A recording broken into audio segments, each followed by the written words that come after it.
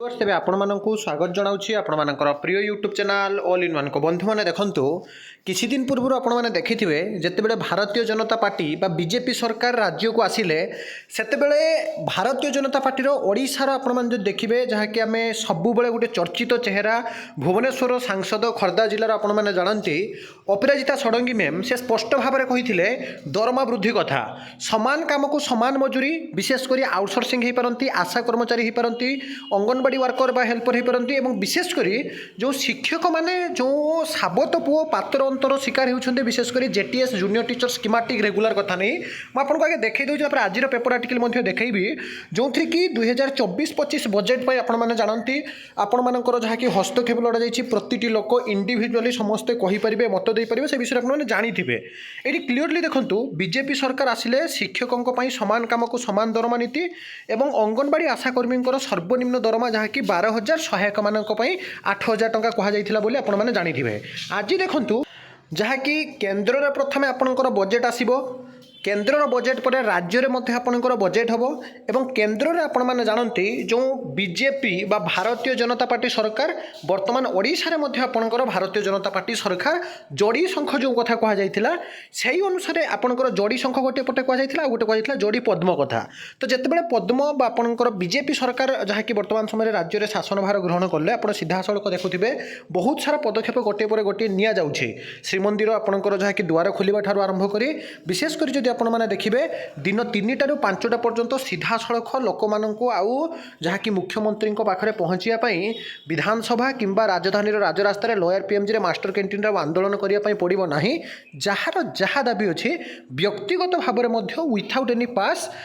People माने सीधा सड़क साधारण जनता से जी जहाँकि नेता बाछी मोहन चरण माझी ओडिशार वर्तमान मुख्यमंत्री को भेटी पारे एवं बहुत दिन पूर्व जो आंदोलन गोटे चली ना विशेषकर कनिष्ठ शिक्षक मान गोटे सर्वनिम्न दरमा बा रेगुलर दरमा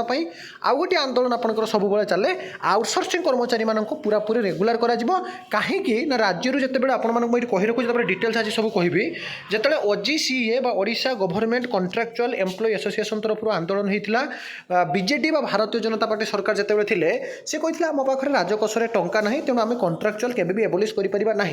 बट आपने देखिए एत दिन आंदोलन पर near about 50,000 of government employees state government employees 57,000 ओडिशार जो मैंने भी कर्मचारी अच्छे से दरमा वृद्धि घोषणा करागला राज्य सरकार जहाँकि देखिए आपण मैंने पाखापाखि 1400 रु अधिक कोटी टंका बड़का बजेट आनी तो बर्तमान जो आपंकर बजेट बसापी जाऊँगी बजेट आसवाक जाऊँगी से अनुसार बर्तमान जी रही केन्द्र आपंकर जहाँकि अर्थमंत्री फाइनान्स डिपार्टमेंट जो मिनिस्टर रही निर्मला सीतारमण से स्पष्ट भाव में कहते बजेट 2024-25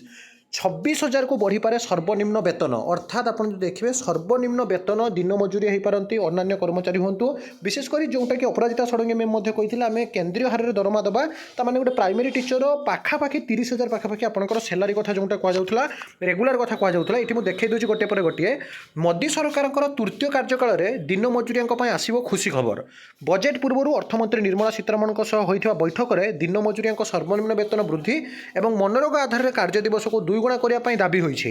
तो जदि देखिए सीधा सड़क विभिन्न राज्य जहाँकि केन्द्र को जाऊँच दरमा वृद्धि कहते विशेषकर जो देखिए जो मैंने डेली लेबर अच्छा से जो वेजेस इनक्रीमेंट कथा कहुई आउटसोर्सिंग जो मैंने अच्छा से वेजेस इनक्रीमेंट कथा कहुई विशेषकर अपराजिता षडंगी मैम जोटा कि स्पष्ट भाव में कही सीधा सड़क आप देखिए विभिन्न गणमाध्यम को बाइट देते कनिष्ठ शिक्षक विशेषकर शिक्षक मान जो पातर अंतर होची से नीति आउ चलो ना समान काम को समान मजूरी इक्वाल पे फॉर इक्वाल वर्क तेणु से अनुसार जब आम देखा केन्द्रीय विद्यालय हो पारे अन्य डीबी पब्लिक स्कूल हो पारे ईएमआरएस आप एकलव्य मॉडल स्कूल कथा कहतु कि अन्य जेकोसी स्कूल कथा कहतु तो से भाया सेंट्रल गवर्नमेंट बा सेंट्रल जमी आपंकर पे स्केल मिलूँ जमी दरमा मिलूँ एज यूजुआल हवा कथा आपंकर कहुच्छे विशेषकर आपको देखेबी देखूँ मनरेगार 100 दिन बदल में मिल 200 दिन कम अर्थमंत्री को श्रमिक संगठन बैठक में दाबी उपस्थापन सर्वनिम्न दरमा को 15,000 ରୁ 26,000 करने को दाबी अर्थात जोटा 15,000 पाऊे पूरा 10,000 11,000 बढ़ 26,000 हम ता सहित आप शिक्षकों कथा देखूँ विभिन्न समय विभिन्न विभागर कर्मचारी मध्य जो असंतोष देखा आपने देखुं विशेषकर आशा अंगनवाड़ी कर्मचारी हो पारती और सबुठ बड़ कथा जो मैंने कनिष्ठ शिक्षक गोटे प्रकार ओडिशा सरकार जितेबाला आपंकर विजु जनता दलर सरकार थे सी पूरा पूरी से साबत पुओ कर किंतु कालीर पेपर आर्टिकल देखा ଯିଏକି ରହିଛନ୍ତି ଶିକ୍ଷାମନ୍ତ୍ରୀ ନିତ୍ୟାନନ୍ଦ ଗଣ୍ଡ। ସେ ସ୍ପଷ୍ଟ ଭାବରେ କହିଛନ୍ତି ଯେ 5 ସ୍କୁଲରେ ଦୁର୍ନୀତି ହୋଇଥିଲେ କାର୍ଯ୍ୟାନୁଷ୍ଠାନ ହେବ